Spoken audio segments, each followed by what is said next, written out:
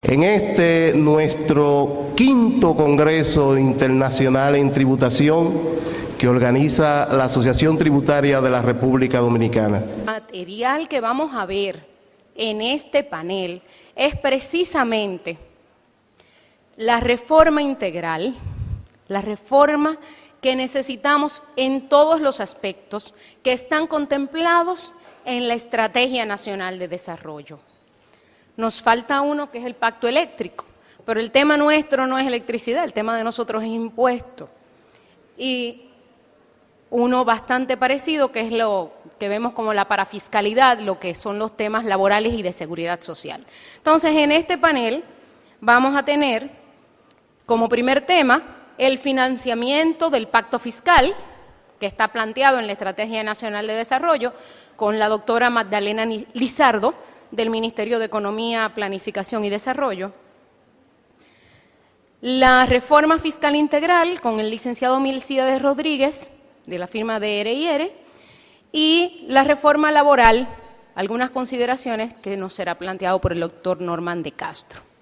Buenas tardes, para mí es un honor poder compartir con tan amplia audiencia y es mi interés poder transmitir desde la perspectiva de esa tarea de largo plazo que se ha dado la República Dominicana con la Estrategia Nacional de Desarrollo, qué implica financiar esa estrategia y qué implica en términos de fiscalidad en toda su amplitud conceptual. Yo voy en primer lugar a abordar bien rápidamente lo que es la Estrategia Nacional de Desarrollo 2030, algunas consideraciones sobre el financiamiento de la estrategia y después entraré en lo que es el mandato de la estrategia en materia fiscal y a discutir los elementos de ese mandato, la racionalidad de esos mandatos, para a partir de ahí poder hacer algunas inferencias de lo que implica de cara a las tareas que tenemos en materia de readecuar nuestra estructura fiscal de cara a lograr los objetivos que plantea la estrategia al 2030. La Estrategia Nacional de Desarrollo es un instrumento de planificación, pero es un instrumento de planificación a largo plazo que guía el accionar de las políticas públicas de forma tal que las decisiones que tomamos hoy, que tomamos en los próximos 3 años, tengan claridad de hacia dónde se quiere llegar. Esa estrategia regula las funciones, abarca todo lo que son las funciones de regulación, promoción y producción de bienes de servicio por parte del sector público a nivel nacional y a nivel local. Y también procura crear sinergias entre el accionar del sector público y el accionar del sector privado, de manera que podamos al final de este proceso alcanzar determinados objetivos en materia de desarrollo. Como ustedes saben, el año pasado fue aprobada, el 26 de enero del 2012, la Ley 112, y que responde a un mandato constitucional de que el país debe dotarse de una visión de nación de largo plazo y de cómo lograr esa visión. Cada gestión de gobierno debe contribuir a la implementación de la estrategia y es el marco de referencia para la formulación tanto de los instrumentos de planificación de corto y mediano plazo como en los instrumentos de presupuestación anual y plurianual. La estrategia está compuesta de una visión de nación de largo plazo que se estructura en torno a 4 ejes estratégicos y a partir de ahí se desdoblan un conjunto de objetivos generales y específicos, líneas de acción de cuál es la orientación de las políticas públicas que se emprendan en lo adelante. Hay 90 indicadores de seguimiento, indicadores cuantitativos, hay 25 compromisos de reformas en los 4 ejes vinculados a temáticas y a problemas existentes en los 4 ejes estratégicos y hay 3 pactos nacionales. Esos pactos nacionales es el Pacto para la Reforma Fiscal, el Pacto Educativo y el Pacto Eléctrico. Me detendré rápidamente a la visión 2030. República Dominicana es un país próspero donde las personas viven dignamente, apegadas a valores éticos y en el marco de una democracia participativa que garantiza el Estado social y democrático de derecho y promueve la equidad, la igualdad de oportunidades, la justicia social y gestiona y potencia sus recursos para desarrollarse de forma innovadora, sostenible y territorialmente equilibrada e integrada y se inserta competitivamente en la economía global. De manera que en esa visión tenemos la necesidad de actuar en una multiplicidad de ámbitos para lograr lo que se está planteando. Uno se pregunta, bueno, llegar a ser un país próspero, garantizar el Estado de Derecho, Estado social y democrático de derecho, una economía competitiva, una economía integrada a nivel territorial y además innovadora y con capacidad de aprovechar sus recursos de manera innovadora, uno lo primero que le salta a la cabeza, bueno, ¿y cómo vamos a financiar esto? Ciertamente hay muchas acciones que pueden hacerse sin necesidad de una magnitud considerable de recursos. A veces el cumplir la ley demanda más voluntad política que muchos recursos. Pero hay otros que sí, hay otras acciones y hay otros objetivos que demandan recursos. Y en ese sentido, los ejercicios que se han realizado de financiamiento de esta estrategia implican o muestran que de parte del financiamiento de las acciones públicas es necesario una combinación, una mezcla adecuada, sostenible, de elevación de la presión tributaria, de un adecuado nivel de endeudamiento público interno y externo sostenible y la racionalización del gasto público a fin de que permita esta racionalización disponer de mayores recursos para financiar las tareas que demanda el reto del desarrollo, sin que se comprometa la sostenibilidad fiscal ni las posibilidades de crecimiento del sector privado. La estrategia también implica un compromiso por parte del sector privado de movilizar recursos del ahorro privado interno para financiar la inversión productiva nacional privada y además para garantizarse un clima de inversión favorable de manera que se pueda atraer inversión extranjera en montos adecuados. El punto en materia de financiamiento es que las decisiones sobre cómo financiar la estrategia son decisiones complejas, pues plantear que solamente vamos a descansar en elevar la presión tributaria tiene un costo, implica disminuir las posibilidades de crecimiento a mediano plazo. Plantear que solamente vamos a recurrir a deuda también es insostenible, si bien podría haber sido posible, en este momento es mucho más difícil aún. Eso es insostenible fiscalmente porque todo lo que se coge prestado al final tiene que pagarse. Y no es verdad que una reasignación del gasto público va a liberar todos los recursos necesarios para dirigirlo a otras acciones prioritarias. Más que reducir el gasto, es reasignar el gasto. La Ley 1.12 contiene una serie de disposiciones en materia fiscal que van desde un objetivo específico directamente vinculado a la consolidación de la gestión de las finanzas públicas de forma sostenible para que los recursos se asignen en función de las prioridades del desarrollo y se propicie una distribución equitativa de la renta nacional. Pero eso implica un conjunto de líneas de acción que operan tanto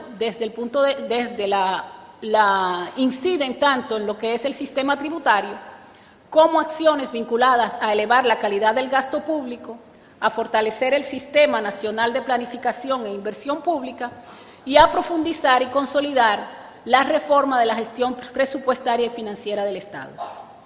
Particularmente en lo que refiere a la parte tributaria, al sistema tributario, una de las líneas de acción plantea desarrollar un sistema tributario progresivo, otorgando prioridad a la contribución directa mediante la ampliación de la base contributiva, la racionalización de los incentivos fiscales, la minimización de sus efectos negativos sobre las decisiones de los agentes económicos y el incremento en la eficiencia recaudatoria, bajo un principio de contribución según la capacidad económica de cada contribuyente.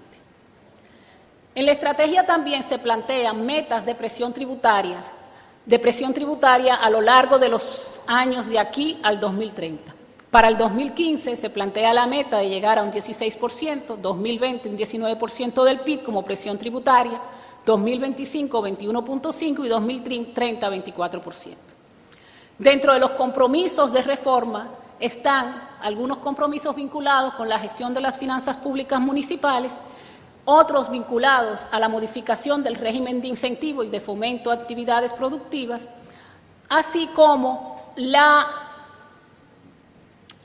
modificaciones en la gestión del gasto a fin de que la asignación de recursos progresivamente se oriente en base al logro de resultados. No obstante, el elemento nodal en materia fiscal planteado en la estrategia es el mandato que se da de la necesidad de concertación de un pacto fiscal. ¿Y por qué un pacto fiscal? Porque las tareas que se deben emprender necesitan de un consenso de todas las fuerzas políticas, económicas y sociales a fin de garantizar sostenibilidad de esos compromisos en el tiempo, pero también para balancear, redistribuir lo que implica en términos tanto de beneficios como de sacrificios, el poder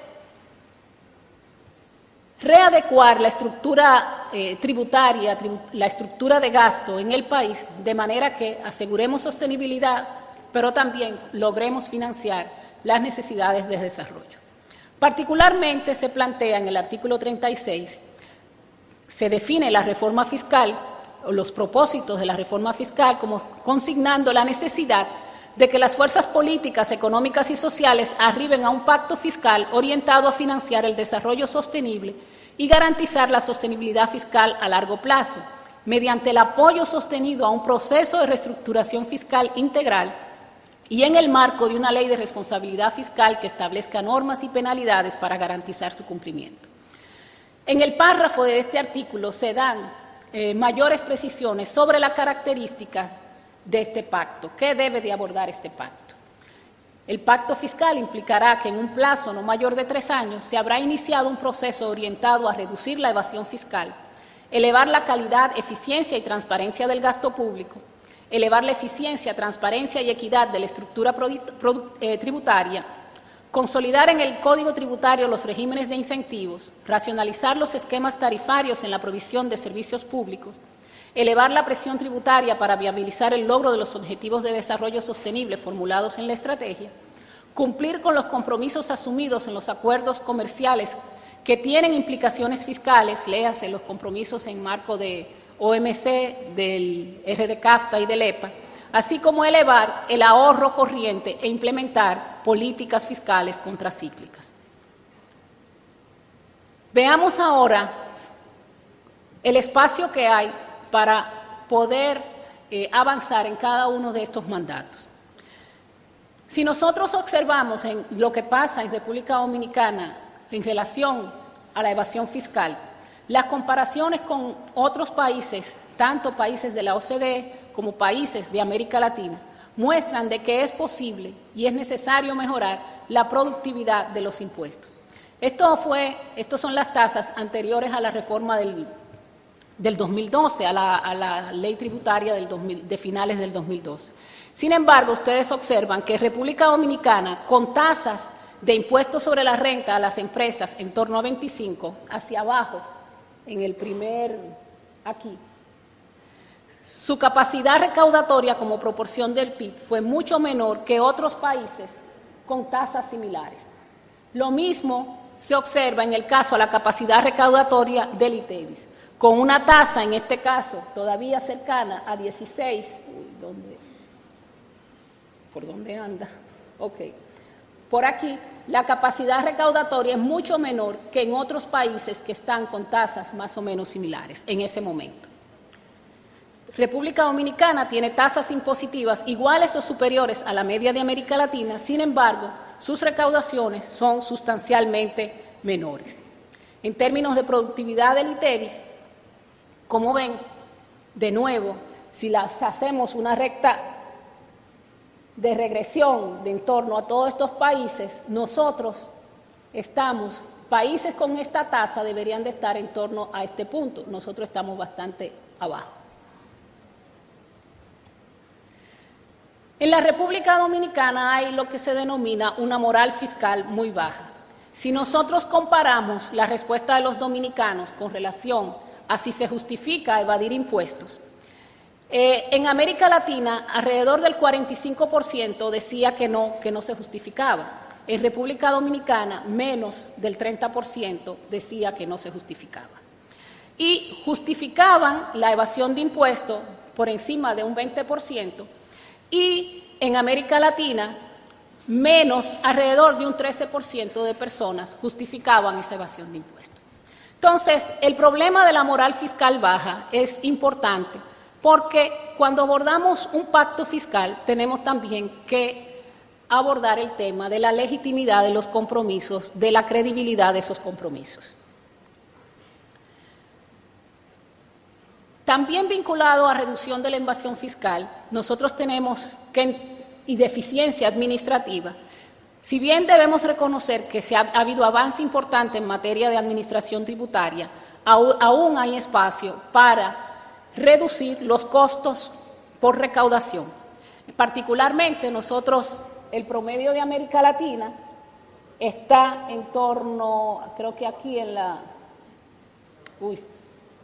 ¿Qué pasó? Okay.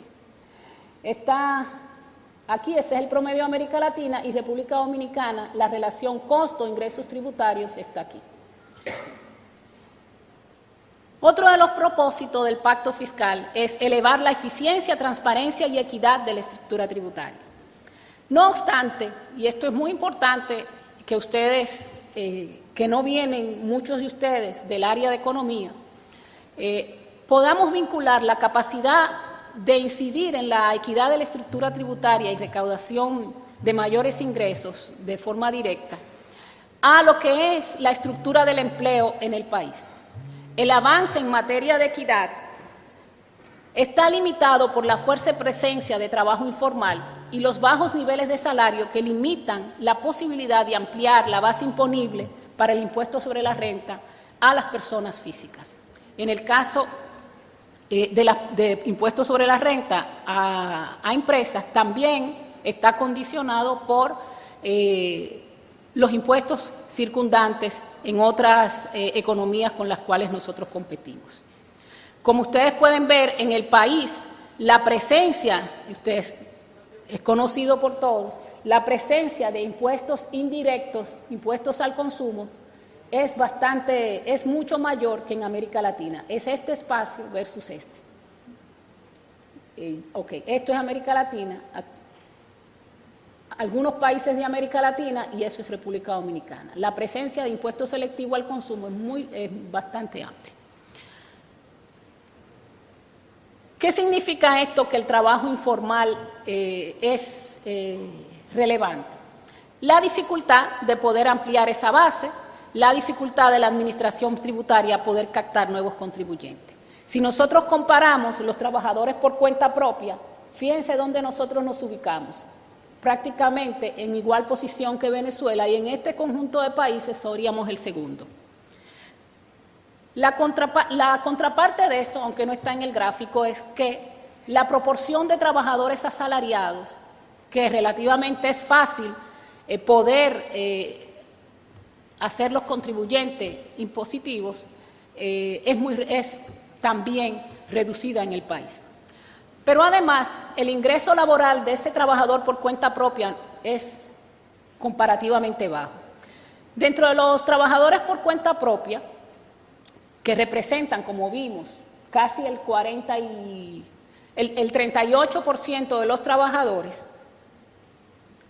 ocupados, la mayor parte de esos trabajadores son no profesionales, son casi el 97% en el 2011. ¿Cuánto devengaba de ingreso laboral en promedio mensual ese trabajador en el 2011? 10,000 pesos mensuales, que es lo que vemos aquí. El ingreso laboral promedio en el 2011 en la República Dominicana estaba en torno a 13,000 pesos. El caso de los trabajadores por cuenta propia profesionales, la capacidad contributiva aumenta. su ingreso estaba en torno a ingreso promedio mensual a 37.568 pesos mensuales. Ahora, ustedes más que nadie saben lo difícil que ha sido incorporar a este segmento de contribuyentes, a este segmento de profesionales, al universo de contribuyentes. Aquí están médicos, aquí están abogados, aquí están consultores. Y en la medida en que el país no cuente con mecanismos de cruce de información de todas las fuentes, se dificulta poder efectivamente incorporar a trabajadores por cuenta propia de renta muy alta o relativamente alta como contribuyentes. En un contexto así, la imposición al consumo, la imposición indirecta, es difícil uno decir que se va a desprender de ella.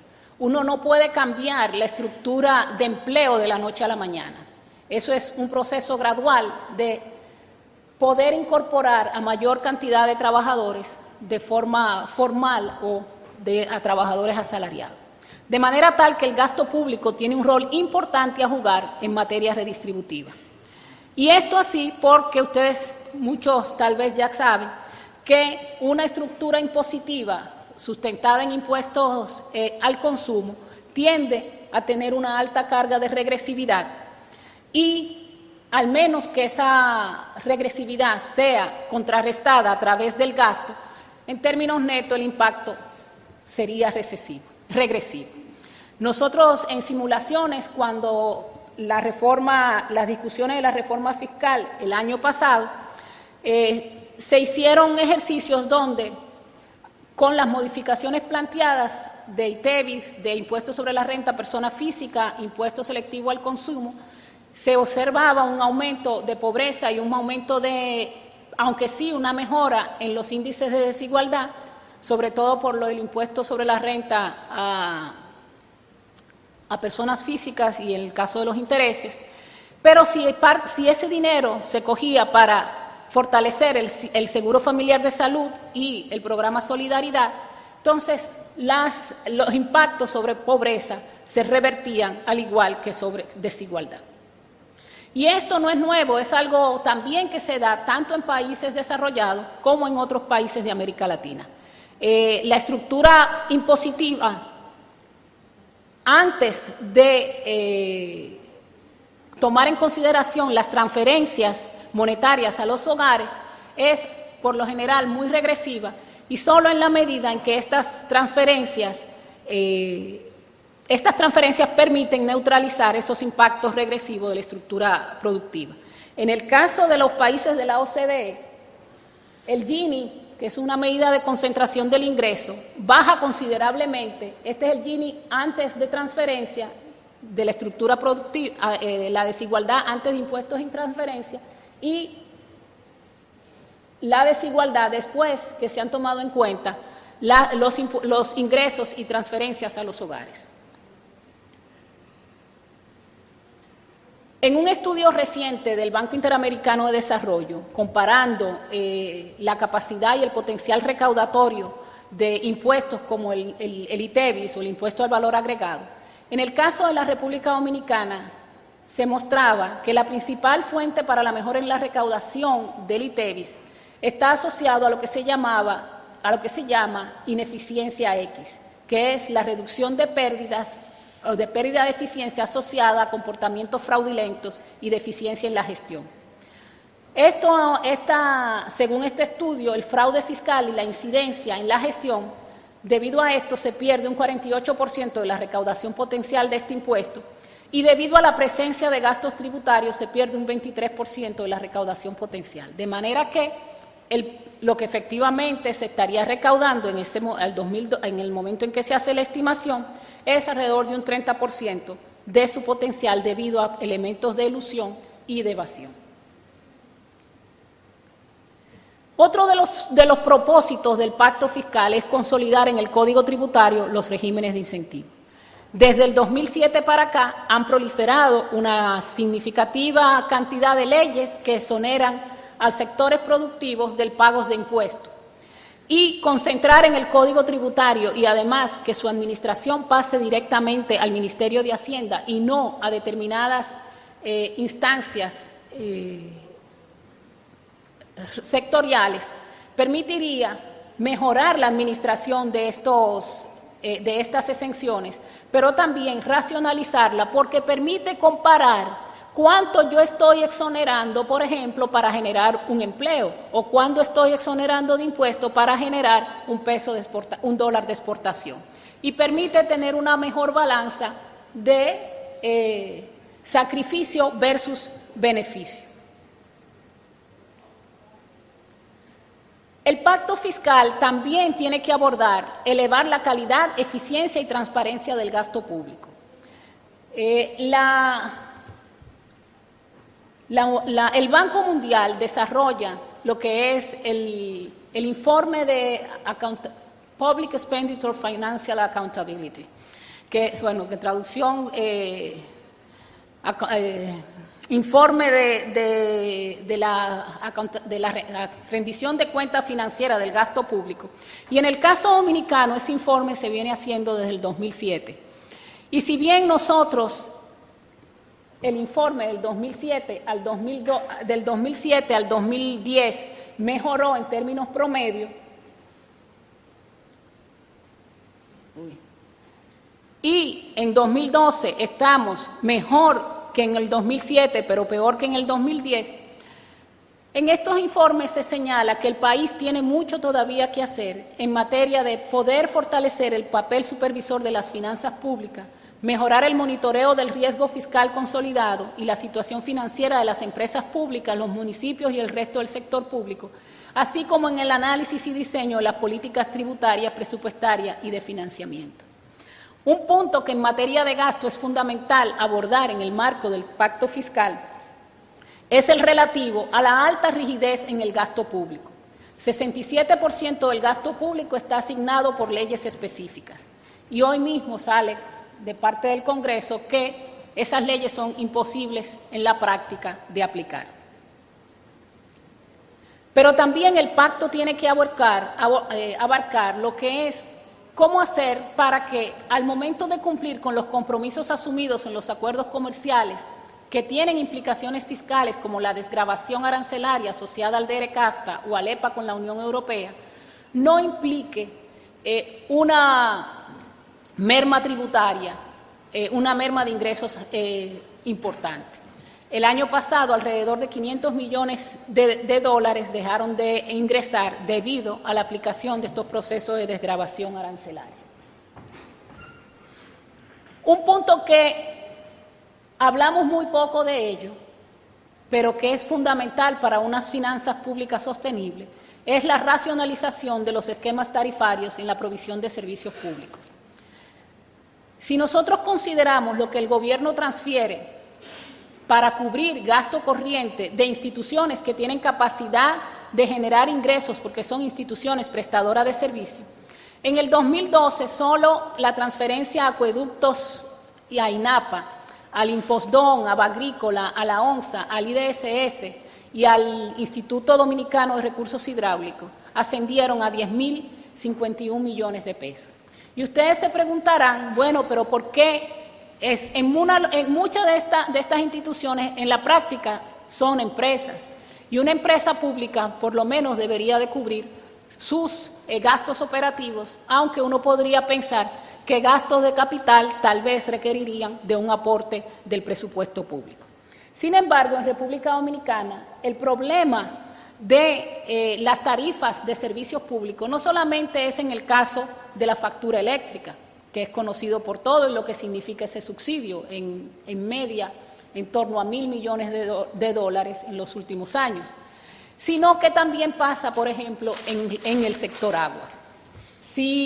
Solo para ilustrar, si nosotros en un estudio reciente de la Corporación de Acueducto de La Romana, se evidenciaba que del total de agua producida, solamente se estaba facturando esto que está aquí, ¿ok? Que es agua facturada. La parte morada es pérdidas físicas que van desde tuberías dañadas, todo un sistema de infraestructura inadecuada, pero toda esta parte blanca corresponde a pérdidas comerciales. Pérdidas comerciales asociadas a tarifas no indexadas de forma adecuada, pero también a facturas no cobradas. Y en el caso de Coramoca, prácticamente la misma situación. Un punto menos de agua facturada, un punto porcentual menos que en el caso de la Cora de la Romana. Uno de los elementos del pacto fiscal tiene que estar orientado a elevar la presión tributaria para viabilizar el logro de los objetivos de desarrollo sostenible formulados en la estrategia. La República Dominicana es un país de ingreso medio alto y aunque, es el color, es la barra más a la derecha en cada uno de estos grupos. Es esto, están viendo, si nos enfocamos en el año 2010, la presión tributaria de República Dominicana fue de 14.4. Esta segunda barra corresponde a países de ingreso medio alto, al promedio de países de ingreso medio alto, donde nosotros pertenecemos. La presión tributaria en estos países es de 18.8, en ese momento fue de 18.8. 4 puntos porcentuales de diferencia, 4.4 puntos porcentuales con relación a lo que nosotros tenemos. El planteamiento de una presión tributaria en torno a 24% para el 2030 prácticamente es poder llegar a lo que es el promedio de presión tributaria de países de ingreso alto. En este nivel de presión tributaria se ubican países como Corea en la actualidad. Pero además, financiar el desarrollo requiere estabilidad de ingresos, una relativa estabilidad. Y en el caso dominicano, nosotros somos, en el contexto de América Latina, uno de los países con mayor volatilidad de sus ingresos tributarios. Quiere decir, con muchos cambios, unas tasas de variaciones muy amplias, o bajan mucho o suben mucho, a lo largo del periodo 1990-1912. Y eso tiene problemas para la planificación del gasto. Otro de los elementos del pacto fiscal es elevar el ahorro corriente e implementar políticas contracíclicas. Lo que ha sucedido en la República Dominicana es que cuando nosotros intentamos elevar la inversión pública a niveles cercanos al 4% del PIB, esto, por lo general, se refleja en un aumento del déficit de cuenta corriente, el déficit externo, así como en el déficit público. La inversión en infraestructura pública ha impactado de forma negativa en el ahorro doméstico y en el ahorro público interno y en el ahorro externo. Fíjense que ya casi termino. Fíjense aquí qué pasa en estos momentos. Okay. No, todavía. No, lo estoy cansando mucho, pero ya. En esos picos, ¿qué pasa cuando se acerca 4? La raya roja, que es la inversión en infraestructura por parte del gobierno, y qué pasa con los déficits, que son las rayas azules. Igualmente, cuando nuestra presión tributaria ha bajado y nosotros queremos sostener la inversión sobre la base, ha sido sobre la base de endeudamiento, y al final eso también termina siendo insostenible. El aumento de la presión tributaria, ya con fines de financiar el desarrollo, también tiene que atender a la deuda social que existe en el país y que demanda contar con recursos relativamente estables. Si observamos, República Dominicana está en torno a gasto social comparado con América Latina en esta posición. De forma tal que cuando hablamos de pacto fiscal y cuando hablamos de reforma integral, debemos hacer un esfuerzo en términos de atacar los factores que inciden en esa incapacidad para financiar el desarrollo de forma sostenible y sin estar sometidos a sobresaltos que terminen en pérdida de la estabilidad macroeconómica. En ese sentido, el pacto fiscal debe atender la integralidad del problema fiscal en la República Dominicana. Esto es un problema complejo, pues el problema tiene sus soluciones, tienen repercusiones distributivas, redistributivas entre todos los agentes y sectores económicos, demanda abordar de forma simultánea y coherente los problemas asociados a la estructura de ingresos y de gasto, y la transparencia es fundamental, dado que la moral fiscal, como vimos, es muy baja, así como para asegurar que los procesos tengan la legitimidad necesaria. El pacto fiscal no es más que la expresión del contrato social que los dominicanos y dominicanas debemos, al final de cuentas, suscribir sobre el rol del Estado y las políticas públicas de cara a lograr una serie de objetivos a los cuales aspiramos en materia de desarrollo. El punto esencial es, nosotros como país hemos estado avanzando en reclamar una serie de derechos que son muy legítimos y son parte de lo que es un Estado social y democrático de derecho.